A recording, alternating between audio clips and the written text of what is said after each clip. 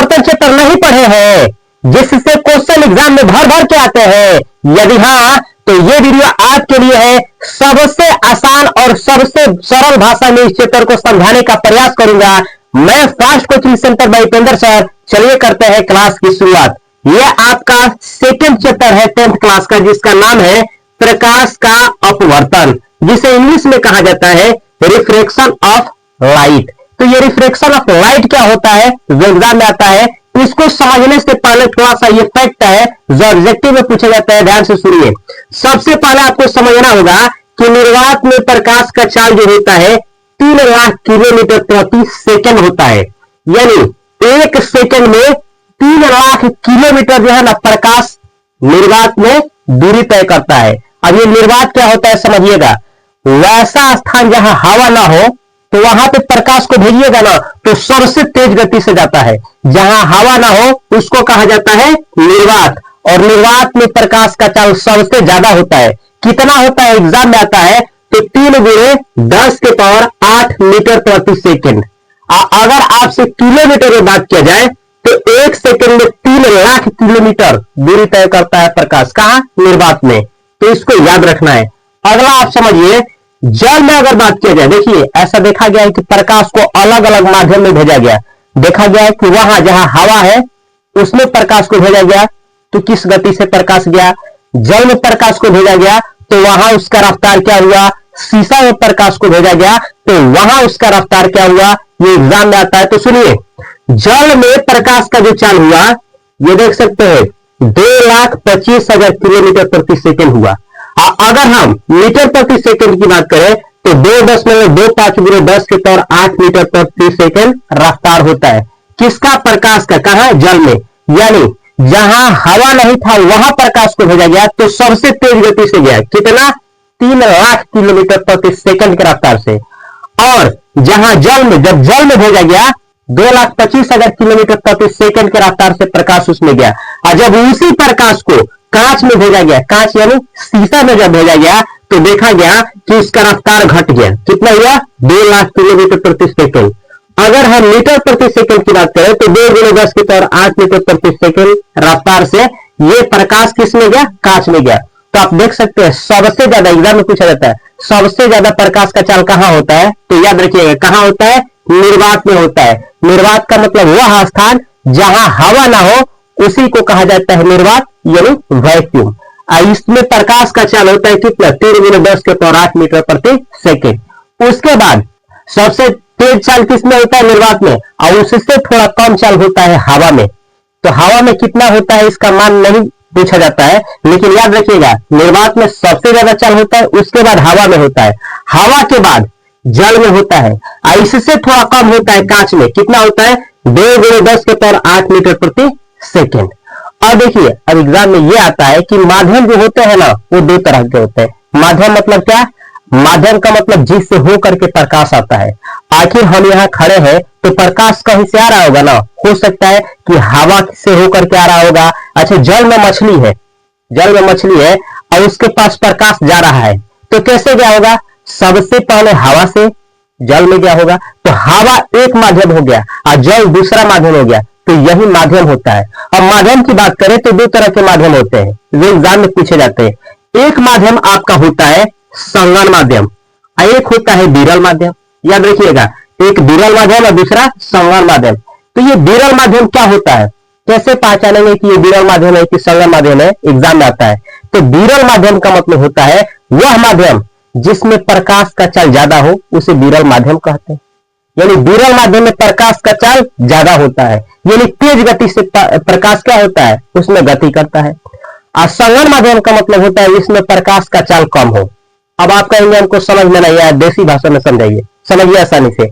मानिए कि एक ट्रेन छूटती है और यहां से 10 किलोमीटर की दूरी तय करना है। तो एक लगाती है 5 ही घंटा में चल जाती है एक ट्रेन, और एक जाती है आपका 2 घंटा में। तो 2 घंटे में जो ट्रेन 10 किलोमीटर दूरी तय की है तो ये कम समय में ही तेज गति से गई है, तो ये आपका है विरल माध्यम। और जो ज्यादा समय ले ली है उतने दूरी को तय करने में ये संगन माध्यम। फिर भी समझ में नहीं आया तो यहाँ पे समझिए, विरल माध्यम का मतलब वह माध्यम जिसमें प्रकाश का चाल ज्यादा हो उसे कहते हैं विरल माध्यम। जैसे जैसे निर्वात, बोले ना, इसमें सबसे तेज गति से प्रकाश कहां जाता है? तो निर्वात में जाता है। निर्वात क्या हुआ आपका? निर्वात हुआ आपका कौन सा माध्यम? तो विरल माध्यम। ऐसे ही आप हवा भी ले सकते हैं, तो हवा भी क्या है? विरल माध्यम इत्यादि। सेम ऐसे ही संगन माध्यम का मतलब होता है वह माध्यम जिसमें प्रकाश का चल कम हो, जैसे कि यहाँ पे लिखे हैं वह माध्यम जिसमें प्रकाश का चल कम हो, इसे हम कहते हैं संगन माध्यम।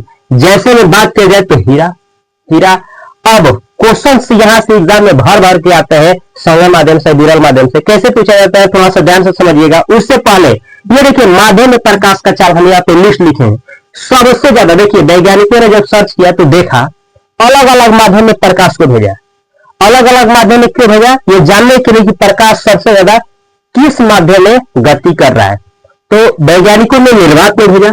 तो निर्वात में जब भेजा, निर्वात का मतलब वह स्थान जहां हवा ना हो, तो निर्वात में जब भेजा तो देखा कि सबसे तेज गति से प्रकाश किया। फिर निर्वात के बाद आप देख सकते हैं हवा में भेजा गया, तो हवा में देखा गया कि निर्वात की तुलना में थोड़ा रफ्तार जो है प्रकाश का घट गया हवा में। फिर जल में जब देखा गया तो देखा गया कि हवा की तुलना में जल में क्या हुआ? प्रकाश का चल घट गया। फिर कांच में भेजा गया तो देखा गया कि जल के तुलना में कांच में प्रकाश का चल कम हो गया। फिर हीरा में भेजा गया तो देखा गया कि कांच के तुलना में हीरा में प्रकाश का चल कम हो गया। तो वैज्ञानिकों ने क्या किया? बतलाया कि निर्वात में प्रकाश का चल सबसे ज्यादा होता है, इससे कम हवा में, इससे कम जल में, इससे कम कांच में, और सबसे कम जो होता है प्रकाश का चल वो किसमें होता है? हीरा में होता है मेरे दोस्त, हीरा में होता है। तो इस लिस्ट को याद रखिएगा। क्यों याद रखेंगे? क्योंकि यहीं से क्वेश्चन आएगा विरल माध्यम और संगन माध्यम का। अब आपको हम बताएं जिसमें प्रकाश का चल ज्यादा हो वो होता है आपका विरल माध्यम। हम पूछ रहे हैं बतलाइए इस पांचों में से विरल माध्यम कौन है? तो याद रखिएगा निर्वात है। लेकिन अगर हम निर्वात को हटा दे और 4 ऑप्शन ये दें, अब बोले हम आपसे कि बोलिए इसमें विरल माध्यम कौन है, तो मेरे भाई हवा हो गया। क्यों? क्योंकि इन चारों में सबसे ज्यादा इसी में प्रकाश का चल होता है। लेकिन हम इसको भी हटा दें और केवल आपको 3 ऑप्शन दे, जल, कांच, हीरा, इसमें बतलाइए कि प्रकाश का चल सबसे ज्यादा किसमें होता है? जल में। तो इसमें विरल माध्यम का कौन करेगा? जल। अब इसको भी हटा देते हैं, बतलाइए इन दोनों में विरल माध्यम कौन है? तो विरल माध्यम हुआ मेरे भाई कांच। अब यहां हम लिखे हैं निर्वात और हवा। अब आप ही बतलाइए इन दोनों में से, केवल इन दोनों में से आपको यह बतलाना है कि इन दोनों में विरल माध्यम का काम कौन करेगा, संवहन का काम कौन करेगा। तो यहां आइए ध्यान से समझिएगा, इस दोनों में प्रकाश का चल सबसे ज्यादा निर्वात में होता है, तो निर्वात आपका हो गया विरल माध्यम, और इसमें थोड़ा कम होता है तो ये हो गया संवहन माध्यम, क्योंकि ये नहीं केवल दोनों में बतलाना था। तो क्वेश्चन ऐसे आता है, थोड़ा देखिएगा निम्नलिखित में कौन सा संवहन माध्यम है। आपके सामने क्वेश्चन है निर्वात पहला ऑप्शन, दूसरा हवा, जल, कांच। अब संवहन माध्यम का मतलब क्या होता है मेरे भाई? जिसमें प्रकाश का चल कम हो, यानी सबसे कम हो। तो सबसे कम तो होता है हीरा में, तो आप इसमें देखिए तो क्या हीरा है? नहीं है। अब आंसर क्या करेंगे? इससे आगे आइए, कांच। देखिए कहीं कांच है तो ये आपका कांच यहाँ है, ये हुआ आंसर। अच्छा इधर से क्यों चले? इसलिए चले कि संवहन माध्यम की बात हो रही है, संवहन माध्यम की। अगर विरल का हुआ होता तो हम इधर से चलते, निर्वात ढूंढते, ये न मिलता तो हवा ढूंढते, ये न मिलता तो जल ढूंढते, इस तरह से हम लोग ढूंढते। तो ये रहा कुछ कॉन्सेप्ट जो ऑब्जेक्टिव के रूप में पूछे जाते हैं। अब चलिए देखा जाए कि प्रकाश का अपवर्तन क्या होता है, किसे कहते हैं, और उसके कितने नियम होते हैं, जो एग्जाम में बहुत बार रिपीटेड क्वेश्चन के रूप में आता है। तो समझिए प्रकाश का अपवर्तन बेहतर तरीके से आपको ड्राइंग के द्वारा समझाने का प्रयास करेंगे। मानिए कि यह एक कांच है, कांच, ये कांच का आयताकार स्लैब है, स्लैब यानी टुकड़ा। यहां पे आप लिख सकते हैं कांच का एग्जाम में आता है, याद रखिएगा ये बनाने के लिए भी, कांच का आयताकार टुकड़ा, टुकड़ा को कहते हैं स्लैब, टुकड़ा, कांच का आयताकार टुकड़ा, यह है कांच का आयताकार टुकड़ा। अब ये कांच का आयताकार टुकड़ा हो गया। मानिए कि यहां पे आपका सूर्य है, इधर का सूर्य है, और सूर्य से प्रकाश यहां पे निकल करके आ गया। अब जब निकला और कांच पे पड़ा तो ये ऐसे सीधे नहीं गया, ये सीधे, इसको सीधे चला गया रख लेता सीधे, लेकिन ये सीधे नहीं गया।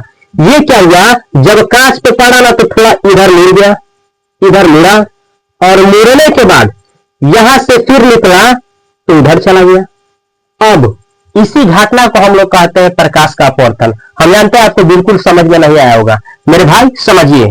अब यहाँ पे देखेंगे ना तो दो माध्यम है।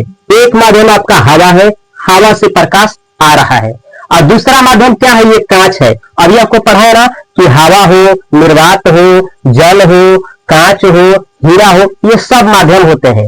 याद रखिएगा, प्रकाश का अपवर्तन का घटना घटने के लिए कम से कम दो माध्यम तो होना ही चाहिए। अगर दो माध्यम होगा तभी जाकर के प्रकाश का अपवर्तन का घटना घटेगा, नहीं तो नहीं घटेगा। कभी भी प्रकाश के अपवर्तन की घटना घटने के लिए दो माध्यम होना चाहिए। आप सब पूछ रहे हैं कि जल में जो होती है मछली, वो अपने सतह से ऊपर क्यों दिखाई देती है? प्रकाश का अपवर्तन के कारण। क्यों? क्योंकि दो माध्यम में हो गया मेरे भाई। प्रकाश जल में गया है तो पहले हवा में गया है, फिर जल में गया है, समझे? तो ऐसे समझिए कि ये आपका हवा है और एक आपका ये कांच है। जब दो माध्यम हो गया, एक हवा एक कांच, तो यहां पे जो घटना घटेगा प्रकाश का अपवर्तन घटेगा। लेकिन कैसे घटता है? जब प्रकाश एक माध्यम से दूसरे माध्यम में जाता है। एक माध्यम आपका यहाँ पे हवा था और दूसरा कांच, तो समझना है जब प्रकाश जो है एक माध्यम से दूसरे माध्यम में जाता है तो वो अपने रास्ते से क्या हो जाता है, थोड़ा सा मुड़ जाता है, थोड़ा सा विचलित हो जाता है। इसी घटना को हम लोग कहते हैं प्रकाश का अपवर्तन। समझे मेरे भाई? ये होता है प्रकाश का अपवर्तन। अब आपको चित्र के द्वारा समझा दिए कि यह आपका कांच है। कांच यानी कांच का टुकड़ा है, आयताकार कांच का टुकड़ा है। अब प्रकाश जब हवा से आया और कांच पे पड़ा तो ये सीधा नहीं निकला, बल्कि थोड़ा सा मुड़ा और तब जाकर के गया। तो हम यहाँ पे डिफिनीशन क्या लिखे हैं प्रकाश का अपवर्तन का, थोड़ा समझिएगा। जब प्रकाश की किरणें एक माध्यम से किसी दूसरे माध्यम में जाती है, यहाँ एक माध्यम आपका हवा था और दूसरा माध्यम कांच था, तो मतलब एक माध्यम से दूसरे माध्यम में जाती है तो अपने रास्ते से विचलित हो जाती है। विचलित होने का मतलब होता है मुड़ जाना। आप बोल सकते हैं कि जब प्रकाश की किरण एक माध्यम से दूसरे माध्यम में जाती है तो अपने रास्ते से मुड़ जाती है, ये विचलित हो जाती है। इस घटना को हम लोग क्या कहते हैं? इसी को कहते हैं मेरे भाई प्रकाश का अपवर्तन। तो पूरा सिंपल भाषा में आपको समझाने का प्रयास करते हैं।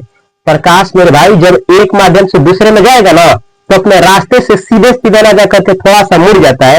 यही घटना होता है आपका प्रकाश का अपवर्तन। आप समझ रहे होंगे कि प्रकाश का एक परावर्तन सुने कि परावर्तन क्या होता है। तो आप क्रिकेट खेले हैं ना, तो बॉलर क्या करता है, ऐसे गेंद फेंकता है और बैट्समैन क्या करता है, उसको मारता है। यानी आप इधर से फेंके और उधर से वो मारा तो इधर आ गया, यानी जिधर से गया था उधर ही आ गया, तो ये हुआ परावर्तन। लेकिन अपवर्तन में क्या हुआ, जिधर से गया था उधर नहीं आया, लेकिन जिधर से गया ना वो गया, आगे तक गया, लेकिन आगे जाकर के थोड़ा सा अपने रास्ते से मुड़ा और फिर आगे ही चला गया। तो ये होता है आपका अपवर्तन। यानी अपवर्तन के लिए दो माध्यम होना चाहिए।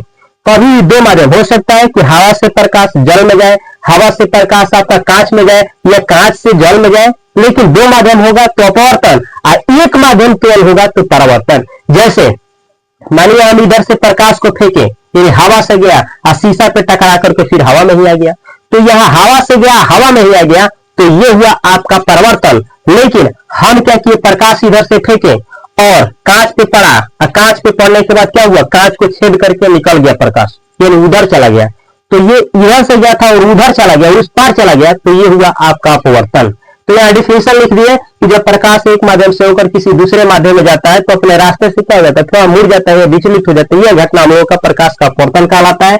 एग्जाम में आपसे पूछा जाता है मेरे भाई कि कांच का आयताकार स्लैब पे प्रकाश की अपवर्तन की घटना को दर्शाएं। ये दोहराया क्वेश्चन होता है कि कांच का आयताकार स्लैब से प्रकाश का अपवर्तन की घटना को दर्शाएं। तो यही डायग्राम बनाइएगा। आप इधर लिखेंगे हवा, आप क्या लिखेंगे मेरे भाई, हवा। और ये हवा क्या है, विरल माध्यम, ऐसे लिखना पड़ेगा आपका। ये कौन सा माध्यम, विरल माध्यम, विरल माध्यम। ऐसे ही आपका ये कांच का टुकड़ा क्या है मेरे भाई, ये जो कांच का टुकड़ा है ये है आपका संघन माध्यम, संघन माध्यम। अब आपको डिफिनेशन इतना आसान कर देंगे ना कि आप सोचे भी नहीं होंगे। आप ऐसे भी कह सकते हैं कि जब प्रकाश जो है, जब प्रकाश की किरणें विरल माध्यम से संघन माध्यम में जाती है तो अपने रास्ते से मुड़ जाती है। यही घटना प्रकाश का अपवर्तन कहलाता है। आप विरल से संघन में भेजिए चाहे संघन से विरल में भेजिए, प्रकाश की किरण को अपने रास्ते से विचलित होगी ही होगी, या मुड़ेगी ही मुड़ेगी। इसी घटना को प्रकाश का अपवर्तन कहते हैं। सिंपल सा भाषा में बताया आपको। तो जब एग्जाम में पूछा जाएगा कि कांच का आयताकार स्लैब से प्रकाश के अपवर्तन की घटना को दर्शाए, इस चित्र को मेरे भाई आप एग्जाम में प्रिंट करके यानी छाप करके आएंगे। अब समझना क्या है, ये जो किरण आई ना, इस किरण को मेरे भाई आपतित किरण कहते हैं। थोड़ा ध्यान से समझिएगा, आपसे रिक्वेस्ट है, आपतित किरण कहते हैं। यानी जो किरण आती है उसको हम लोग आपतित किरण कहते हैं। ये आपतित किरण हुई, लेकिन ये जो किरण है ये आने वाली किरण हो गई। अच्छा, यहाँ पे ये आपतित किरण हो गई। यहाँ पे ना मेरे भाई ये जो आप देख रहे हैं ये आपका अपवर्तित किरण है। अपवर्तित, अपवर्तन का घटना हो रहा है तो अपवर्तित किरण। अब हम इसको लिखेंगे कहा, हमारे पास जगह के अभाव है, तो यहाँ पे लिख रहे हैं मेरे भाई अपवर्तित किरण। अपवर्तित किरण, आपसे रिक्वेस्ट है कि समझने का प्रयास करिए। अपवर्तित किरण ये है आपका अपवर्तित किरण। आपका आने वाली किरण आपका हुआ आपतित किरण। ये जो देख रहे हैं थोड़ा सा मिल गई, ये हुआ आपका अपवर्तित किरण।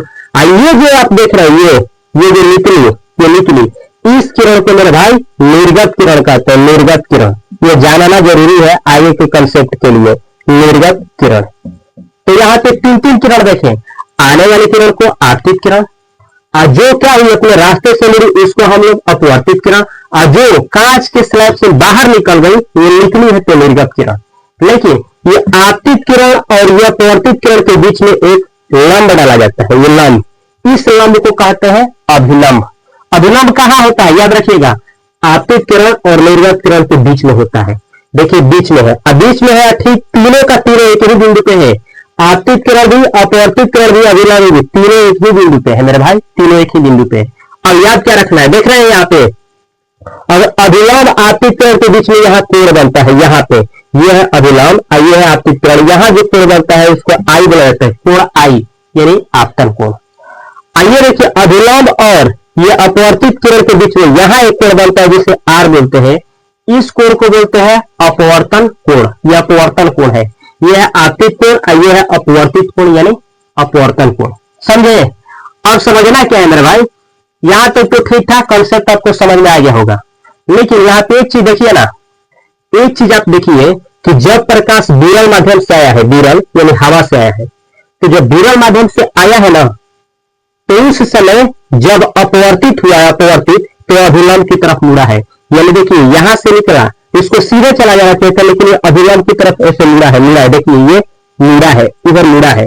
तो एग्जाम में आता है जब प्रकाश की किरण विरल माध्यम से संगम में जाता है तो होता है क्या होता है, सीधे सीधे गुजर जाता है कि अभिलंब की तरफ मुड़ता है कि अभिलंब से दूर भागता है। तो देखिए ना, जब विरल से संघर में गया तो अभिलंब की तरफ क्या मुड़ा है। तो ये एक पॉइंट यहाँ पे हम लिखे हैं, याद रखिएगा, एग्जाम आता है जब प्रकाश की किरणें विरल माध्यम से संगम में आती है तो अभिलंब की तरफ मुड़ जाती है। ये एग्जाम में आता है मेरे भाई, रिक्वेस्ट है याद रखिएगा। इतना ही नहीं, इस समय आप देख सकते हैं हम पूछे कि इन दोनों में कोण कौन बड़ा होगा, तो मेरे भाई यहाँ ज्यादा गैप है, यहाँ पे ज्यादा गैप है, और यहाँ जो है ना कम गैप है, यहाँ कम गैप है, यहाँ कम गैप है। तो आई जो है ना बड़ा है। इस केस में क्या होता है मेरे भाई कि कोण जो आई होता है ना वो बड़ा होता है, किससे, कोण आर से बड़ा होता है। तो ये याद रखिएगा, एग्जाम में देता है, ऐसे करके देता है, ऐसे कैसे, कोण आई बड़ा होगा किससे, कोण आर से। कब, जब प्रकाश की किरण विरल से संगम में जाएगा तब। इतना ही नहीं, अब आपको बतला दे कि प्रकाश का जो अपवर्तन है ना मेरे भाई, इसके कितने नियम होते हैं, तो 2 नियम होते हैं। एग्जाम में आता है प्रकाश के अपवर्तन के कितने नियम होते हैं, तो 2 नियम होते हैं। जैसे प्रकाश के परिवर्तन के 2 नियम होते हैं, वैसे ही अपवर्तन के भी 2 नियम होते हैं। तो एग्जाम में बार बार पूछा जाता है प्रकाश के परिवर्तन के कितने नियम होते हैं, 2। प्रकाश के अपवर्तन के कितने नियम होते हैं, 2। प्रकाश के परिवर्तन के नियम को आपको बतलाया गया होगा। क्या बतलाया गया होगा कि आपतित किरण, परावर्तित किरण दोनों के बीच में जो लंब डाला जाता है, तीनों एक तल में होता है, यानी एक ही सतह पे होता है। पहला नियम उसमें होता है आपतन कोण परावर्तन कोण के बराबर होता है। नहीं याद है कोई बात नहीं, इसको समझिए। इसका भी 2 नियम होता है अपवर्तन का। अब ये देखिए यहाँ पे लिखे हैं प्रकाश के अपवर्तन के कितने नियम होते हैं मेरे भाई, तो 2 नियम होते हैं। कौन कौन समझिए। अब पहला नियम क्या होता है, इसी चित्र को समझना है, आपतित किरण, और ये देखिए अपवर्तित किरण यानी आने वाली किरण, और जो मेरी है वो किरण, इन दोनों के बीच में डाला गया विलंब। तीनों एक ही सतह पर होता है, तीनों एक ही बिंदु पे होता है, तीनों एक ही तल में होता है। ये होता है प्रकाश का अपवर्तन का पहला नियम। जैसे कि यहाँ पे लिखे हैं पहला नियम, किसका पहला नियम, प्रकाश का अपवर्तन का। क्या होता है, आपतित किरण यानी जो आई है वो किरण, आपतित किरण। अपवर्तित किरण यानी जो थोड़ा जो मोड़ी है ये किरण, और इन दोनों के बीच में डाला गया अभिलंब, यानी जो डाले हैं अभिलंब, तीनों यानी तीनों कौन कौन, आने वाली किरण, अपवर्तित किरण, अभिलंब, ये तीनों तीनों एक तल में होते हैं, या आप बोल सकते हैं कि एक ही बिंदु पे होते हैं, या एक ही सतह में होते हैं, यानी एक ही सतह पर होते हैं। तो ये होता है प्रकाश का अपवर्तन का पहला नियम, बार बार एग्जाम में आता है। और दूसरा समझिए मेरे भाई, ये तो पहला नियम समझ में आ गया होगा। दूसरा समझिए, दूसरा ये कहता है कि एक वैज्ञानिक थे, ध्यान से सुनिए, एक वैज्ञानिक थे जो खोज कर रहे थे प्रकाश के अपवर्तन से संबंधित, जिनका नाम था स्नेल। स्नेल स्नेल अच्छा, स्नेल ही ना बतलाए प्रकाश का अपवर्तन का दूसरा नियम, जो आप पढ़ेंगे प्रकाश का अपवर्तन का दूसरा नियम, वो स्नेल का खोजा गया नियम है। इसीलिए प्रकाश के अपवर्तन के दूसरे नियम को स्नेल का नियम भी कहा जाता है। लेकिन स्नेल क्या खोजा, क्या बतलाया, ध्यान से समझिएगा। उन्होंने क्या किया, अलग अलग माध्यम लिए, यानी अलग अलग, कभी हवा जल ऐसे करके अलग अलग माध्यम लिए। अब अलग अलग माध्यम लेने के बाद आप जानते हैं प्रकाश जो है वो 7 रंगों का मिश्रण है, जिसे बैंगनी पिनाला कहा जाता है। बैंगनी, नीला, हरा, पीला, ये सब 7 रंग होते हैं, 7 रंगों का मिश्रण है। तो पहले 2 माध्यम लिए, उसके बाद क्या किया, अलग अलग 2 माध्यम जांच करने के बाद प्रकाश के किसी विशेष रंग को लिए, विशेष मतलब हरा, लाल, यानी कोई एक रंग के लिए। ऐसे करने के बाद क्या किए कि ये देख रहे हैं, ये आई, कोण आई हुआ, कोण आर, तो उसको क्या किए कि वो साइन का प्रयोग किए, साइन थीटा कॉस थीटा पढ़े होंगे, तो साइन आई का प्रयोग किए। जिस साइन आई का मतलब क्या, साइन आई, थोड़ा समझिए, यहाँ साइन आई का मतलब हुआ मेरे भाई, साइन आई का मतलब हुआ आपतन कोण की जया, इसको हम बोलेंगे आपतन कोण की जया। और साइन आर लिए, ये देखिए ये आर लिए, इसको क्या बोला गया, ये आर लिए तो अपवर्तन वाला है ना, तो ये बोलेंगे अपवर्तन कोण की जया।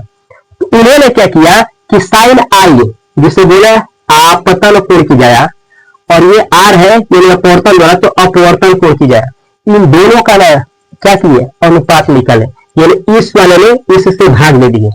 अब भाग देने के बाद एक ना नियतांक आया, नियतांक मतलब एक कांस्टेंट मान आया। जैसे मानिए कि आप इसको समझ सकते हैं कि समझिए कि 3 आ गया, इसको समझिए कि आपका 4 आ गया, और जब भाग देंगे तो मेरे भाई कुछ तो कुछ आएगा। तो मानिए कि आ गया 7 इतना, तो 0.75। तो ये जो आया ना, यही होता है प्रकाश का अपवर्तन का दूसरा नियम। आप समझ में नहीं आया होगा, पूरा जानते हैं, लेकिन समझाने का प्रयास करेंगे। समझिए, किन्हीं 2 माध्यमों में, कोई भी 2 माध्यम में प्रकाश के किसी विशेष रंग के लिए, प्रकाश के किसी विशेष रंग के लिए आपतन कोण की जया यानी कोण आई, और अपवर्तन कोण की जया यानी कोण आर का अनुपात, यानी भाग देंगे इसमें से इसमें, तो क्या होता है कि नियतांक होता है। नियतांक मतलब एक अचर होता है, यानी एक मान प्राप्त होता है। इसी को क्या कहते हैं, इसी को स्नेल का नियम भी कहते हैं। यही है प्रकाश का अपवर्तन का दूसरा नियम। अर्थात आप ऐसे कह सकते हैं, इसको मिटाते हुए भाई आप इसको ऐसे भी लिख सकते हैं, मेरे पास मिटाने वाला है तो देखते हैं, ये समझिएगा मेरे भाई, रिक्वेस्ट है आपसे समझिएगा क्योंकि एग्जाम में आता है। आप इसी नियम को ऐसे कह सकते हैं, अर्थात, अर्थात, ये अर्थात लिखा गया, अर्थात न्यू बराबर mu is equal to sine i बटा sine r, mu is equal to sine i बटा साइन आर, इसको न्यू पढ़ा जाता है, न्यू। इसी को कहते हैं स्नेल का नियम, स्नेल का नियम, ये स्नेल का नियम है। अब आपसे एग्जाम आता है कि प्रकाश के अपवर्तन के किस नियम को स्नेल का नियम कहते हैं, तो किस नियम को, दूसरे नियम को, या स्नेल का नियम है तो दिया रहेगा प्रकाश का अपवर्तन का पहला नियम, प्रकाश का अपवर्तन का दूसरा नियम, प्रकाश के अपवर्तन का दोनों नियम, इनमें से कोई नहीं। तो आप ही बतलाइए, कमेंट बॉक्स में कमेंट करिए, अगर आप अच्छा से पढ़े तो बतलाइए कि स्नेल का जो नियम है, तो प्रकाश के अपवर्तन के किस नियम को स्नेल का नियम कहते हैं, कमेंट बॉक्स में कमेंट करिए। अब थोड़ा सा मेरे भाई आप तो ये समझ गए कि जब प्रकाश के किरण विरल से किस में जाता है, संगम में जाता है, तो अभिलंब की तरफ मुड़ जाता है। लेकिन कुछ और भी कंसेप्ट है, आगे बढ़ा जाए। तो ये सारे कंसेप्ट को मेरे भाई ध्यान से समझिए। जैसे कि आपको कांच का आयताकार स्लैब बनाया था ना, इसके द्वारा आप आसानी से समझिएगा। ये है आपका कांच का आयताकार स्लैब। ये मानिए कि मेरे भाई प्रकाश इस पे आया, आने के बाद क्या हुआ कि ये सीधे नहीं गया, इसको सीधे चला जाना चाहिए, सीधे चला जाना चाहिए मेरे भाई, लेकिन नहीं गया। ये क्या हुआ, थोड़ा सा मुड़ा और फिर यहां से निर्गत हुआ। कंसेप्ट को समझना, ये समझने के लिए क्योंकि क्वेश्चन आता है, बस इसको समझिए क्या लिखा गया है हम बतलाएंगे। ये देखिए आपका प्रकाश का किरण आया है, आपतित किरण हुआ है, ये हुआ आपका आपतित किरण, ये अपवर्तित किरण और ये निर्गत किरण। अब जैसे कि हम समझाए थे कि इसके बीच में क्या डाला जाता है, अभिलंब। तो ये होता है आपका क्या चीज, आपतन कोण, और ये होता है अपवर्तन कोण। लेकिन सेम क्या आप समझ सकते हैं, ऐसे कल्पना कर सकते हैं कि प्रकाश को ऐसे भी तो हो सकता है, ऐसे भी तो हो सकता है कि हम कांच से भेजे, माने कि टॉर्च को कहां बढ़े, कांच के अंदर से ही डाल दिए, ये प्रकाश की किरण ऐसे हम यहां से जब भेजे तो इसको ऐसे गया, ये गया। अब इसको होना क्या चाहिए, यहाँ पे अभिलंब है, यहाँ पे होना क्या चाहिए कि प्रकाश की किरण क्या सीधे चला गया, रखे सीधे सीधे, लेकिन सीधे नहीं गया, ये इधर मुड़ गया। यानी इसमें अंतर क्या है समझना है। हम लोग विरल से संगम में भेजे तो प्रकाश की किरण अभिलंब की तरफ मुड़ी, लेकिन यहां उल्टा हुआ है, कांच का स्लैब जो है संगम में भेजे, संघन से जब हम लोग विरल में भेजे, विरल में, तो ये जो है ना कौन सी किरण, अपवर्तित किरण जो है, यानी जो मुड़ी है अपवर्तित किरण, वो अभिलंब से दूर भागी।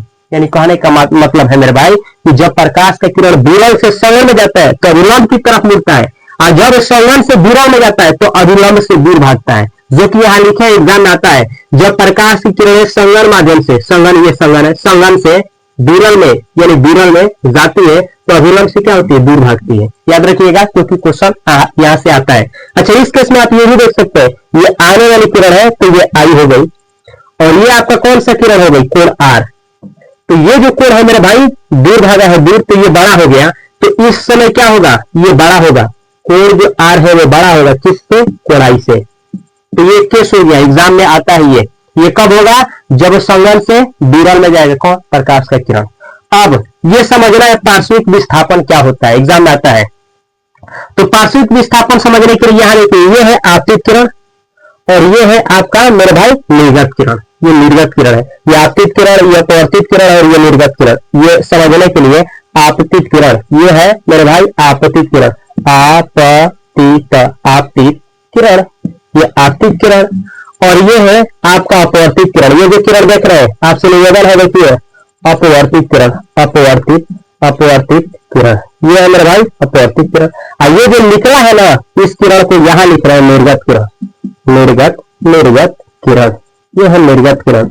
अब पार्श्विक विस्थापन क्या होता है, तो आपतित किरण और निर्गत किरण के बीच की जो लंबवत दूरी होती है ना, इसी को कहते हैं पार्श्विक विस्थापन। नहीं समझ में आया कोई बात नहीं, ये आपतित किरण है ना, तो ये भी तो आपतित ही किरण है मेरे भाई, ये आपतित ही किरण, ये आपतित ही किरण है। आइए निर्गत किरण, तो इसके बीच की जो दूरी है ना, लंबवत दूरी, ये जितना भी दूरी है 10 सेंटीमीटर 20-50, ये जो लंबवत दूरी है, या फिर ऐसे इसको पीछे लाइए, इसी को पीछे लाइए, इसी को पीछे लाइए, ऐसे लाइए। अब ये आपतित किरण और ये कौन सा है, निर्गत किरण, इसकी जो बीच की दूरी है, ये जो बीच की दूरी है, इसी को हम लोग कहते हैं मेरे भाई पार्श्विक विस्थापन। तो लिखेंगे क्या, आपतित किरण और निर्गत किरण, आपतित किरण निर्गत किरण के बीच की लंबवत दूरी को क्या कहते हैं, पार्श्विक विस्थापन। यहाँ पे लिखे आपतित किरण, यह है आपतित किरण। अपवर्तित किरण, सॉरी यहां रहेगा मेरे भाई निर्गत किरण, सॉरी निर्गत किरण, यहां रहेगा निर्गत किरण।